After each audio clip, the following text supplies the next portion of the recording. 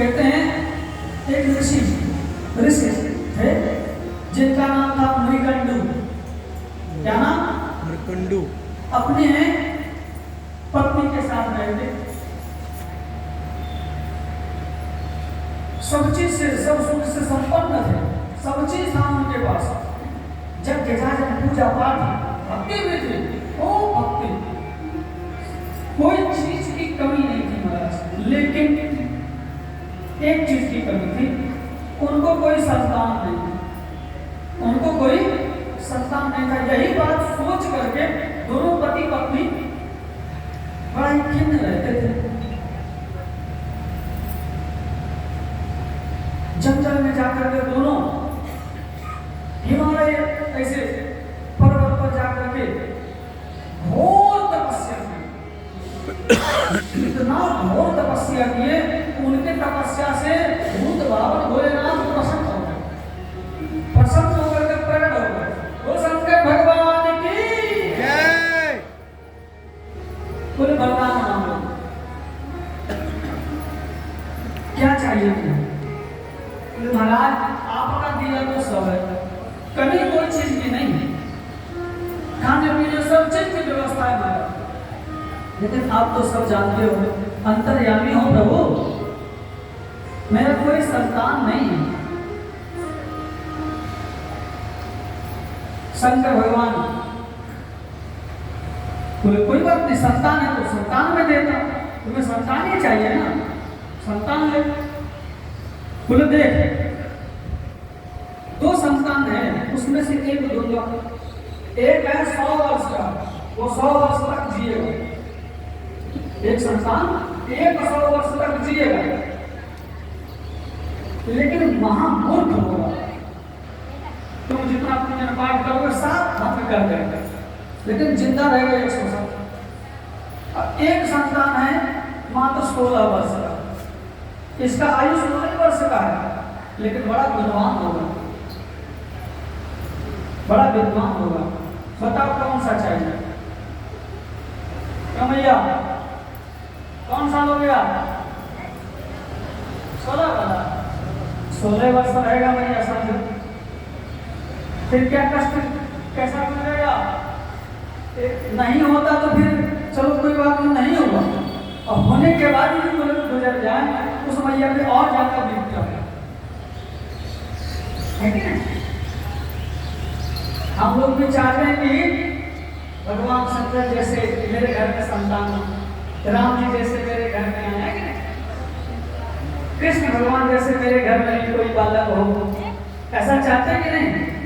हनुमान जी जैसे भी कोई संतान हो, बालक हो, ऐसा चाहते हैं कि नहीं चाहते भैया? अच्छा, कौन कौन चाहते हो? हाथ उठा के, एक हाथ यदि उठाओ तो समझ जाऊंगा कि बस 100 साल वाला मूर्ख ही चाहिए। हाँ, पहले दोनों हाथ उठाओगे तो समझेंगे हाँ विद्वान बेटा चाहिए, राम जी जैसे चाहिए, उठाओ। ऐसे नहीं उठाओ, लजाना नहीं, हम उठा रहे हैं, उठाओ। क्यों बाबा जी आपको नहीं चाहिए? आपके घर में ऐसा राम जी जैसे बालक उठाया रखो, नीचे रखने का मतलब हो गया। क्यों बाबा जी चाहिए कि नहीं चाहिए? राम जी जैसे पोता हो, कृष्ण जी जैसे पोता हो, चाहिए कि नहीं? उठाओ भाई, उठाओ, किस बात की ना, सबको चाहिए कि नहीं? और हनुमान जी के सामने सब कसम खा करके कहना, उठाओ भैया। हाँ, क्यों याद कहने चाहिए? अरे तो भैया आपको नहीं चाहिए? क्यों भाई, आपके घर नहीं चाहिए? सबको चाहिए। हनुमान जी के तरफ मुंह करके कसम खा करके कहना, राम जी जैसा बेटा सबको चाहिए, लेकिन बताओ कौन दशरथ जैसे कर्म करते हो, और कौन कौशल्या मैया जैसे कर्म करते हो, कौन नंद बाबा जैसे कर्म करते हो, कौन विद्यापति जैसे कर्म करते हो, जो तुम्हारे घर में शिव जी आएंगे? कौन करते हो? हाँ, जो करते हो उठाए रखना, और नहीं वहां पीछे कर सकते। आप बताओ, देखो तो नहीं है, देखो देखो देखो क्या है दुनिया। चाहिए घर में बेटा राम जी, हम स्वयं दशरथ कौशल्या नहीं बनेंगे, हैं? हम जब तक दशरथ कौशल्या नहीं बनेंगे तो फिर लिख लो, नोट कर लो, तुम्हारे घर में राम जी भी आने वाले नहीं। हाँ, कथा की वजह पूछा महाराज आप बात बड़ा कड़वा कड़वा कहते हैं, क्यों? पूरा हम जानते हैं कि सत्य कड़वा होता है, तो महाराज जी क्या सत्य बोलने का टेंडर आप ही को मिला है? बोले नहीं भैया, सत्य बोलने का टेंडर हमें नहीं मिला है, हम भी झूठे हैं। एक भक्त ऐसे आया कथा, महाराज कथा 4 घंटा का कोर्स सुना, और कथा के बाद वो कॉपी में, जब हम अपने कमरे में पहुंचे आवास पे, मेरे पास आया, झारखंड की कथा की बात है, आया और हमको गिनती करवाया कि महाराज आज आपने 4 घंटा के कथा में 6 बार गलत बोला, 6 बार आपने गलत बोला। हम तो आ गया हंसी भैया। अच्छा बताओ क्यों हंसी आ रही? वो कहा कि 4 घंटा में महाराज आपने 6 बार गलत बात बोला। मैं बोला भाई देखो, अब वो कथा है, आप लोग देखेंगे, जब हमारे व्यास साथ देते हैं, संगीत वाले भैया साथ देते हैं, तो थोड़ा उल्टा लेता हूँ, देख ले भाई अशोक आदि कहाँ पे क्या है, कहाँ कथा चल रही है, क्योंकि इसमें अगर छूट जाए कथा तो भैया कोसेगी, बाबा बोलेंगे कथा सुना कर नहीं गई। अब धारा प्रवाह गंगा की तरह कथा बह रही है, चमड़ा का मुंह फिसल जाए, कहीं इधर उधर कुछ निकल जाए, उठपटांग बातें।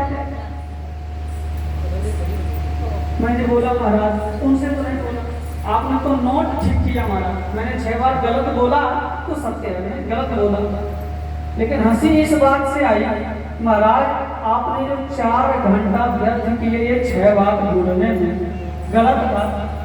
यदि 4 घंटा अच्छे कथा सुन लेते तो क्या आपका वो ध्यान नहीं होता? बोलो हाँ,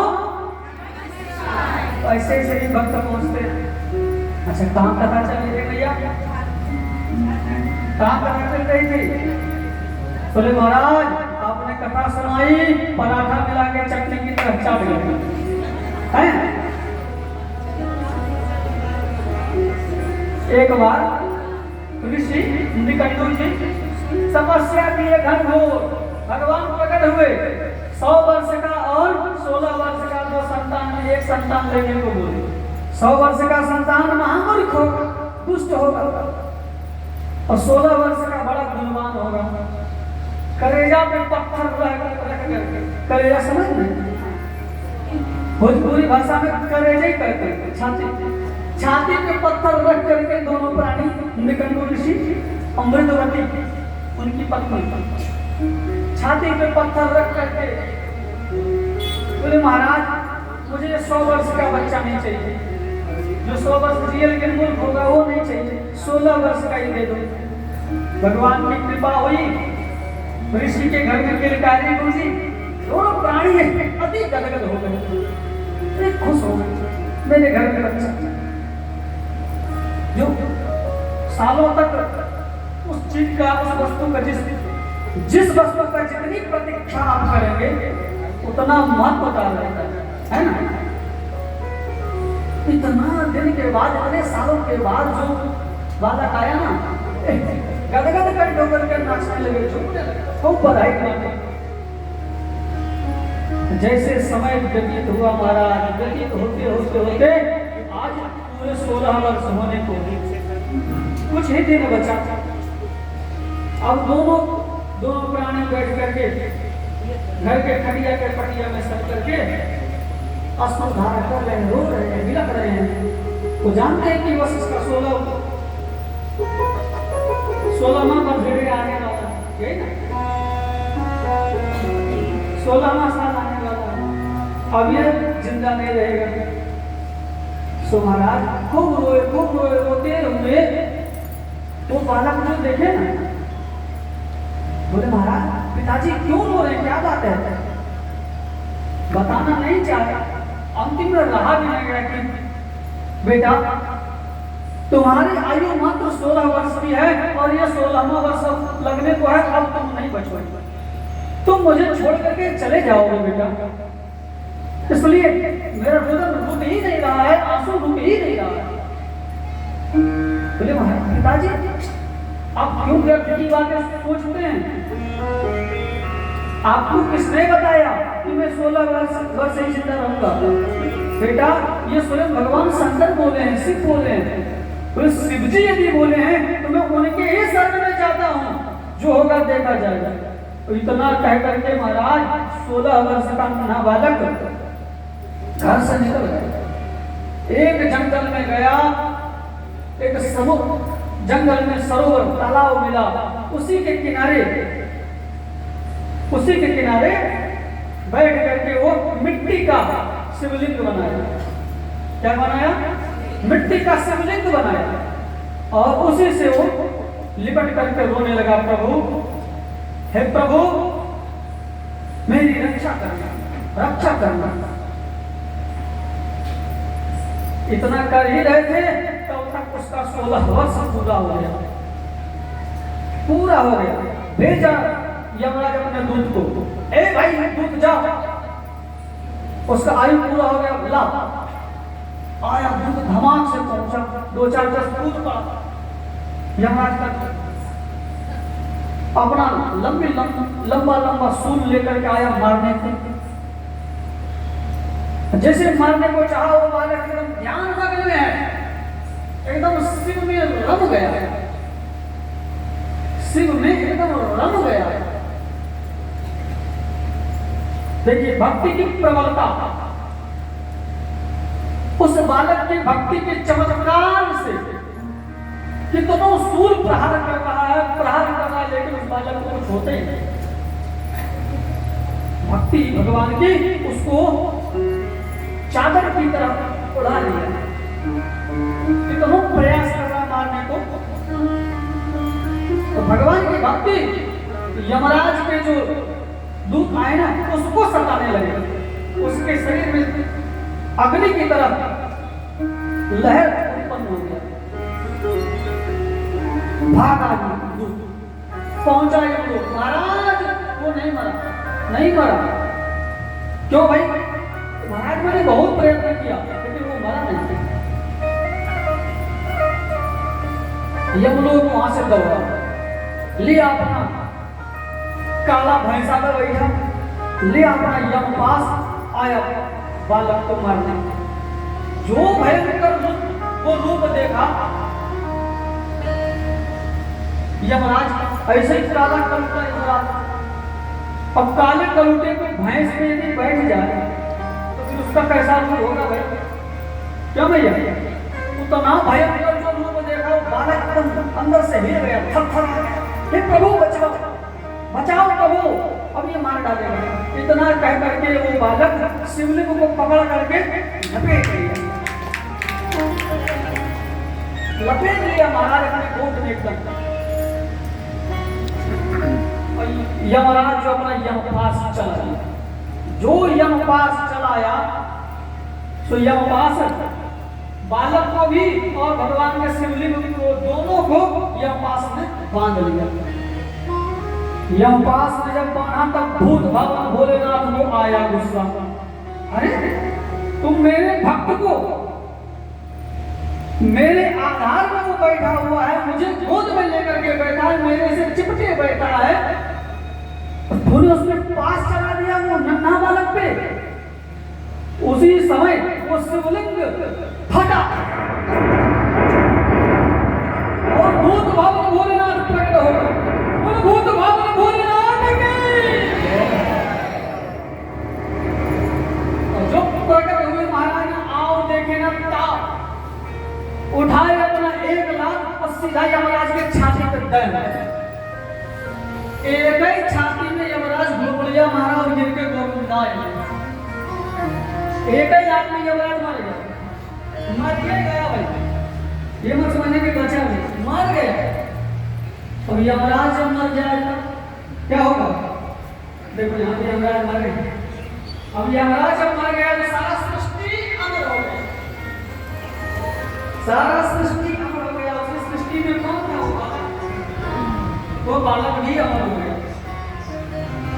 अमरत्व का भगवान वरदान दे कि तुम कभी आप जो मरना था तो तुम्हारी मृत्यु यमराज को चला गया और तुम्हारी मृत्यु कभी नहीं होगा। तो वही हुए मार्कंडेय ऋषि। कौन हुए? मृगंड पुत्र मार्कंडेय ऋषि। वो मार्कंडेय जी महाराज की सुमार्कंडेय ऋषि हुए। ऐसे कहते हैं जो भक्त भगवान का हो जाता है भगवान उसे कभी नहीं छोड़ते। हाँ। मुझे दास बना कर रख लेना, भोलेनाथ तू अपने चरणों में। मुझे दास बना कर रख लेना, भोलेनाथ तू अपने चरणों में।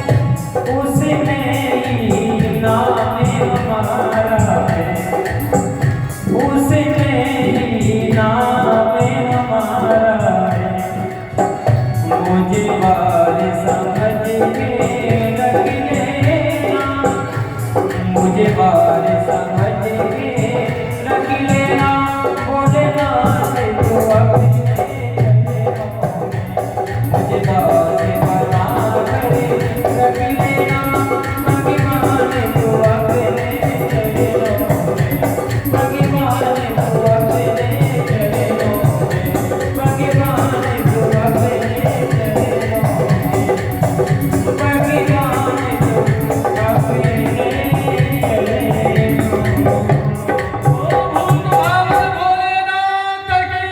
जय हो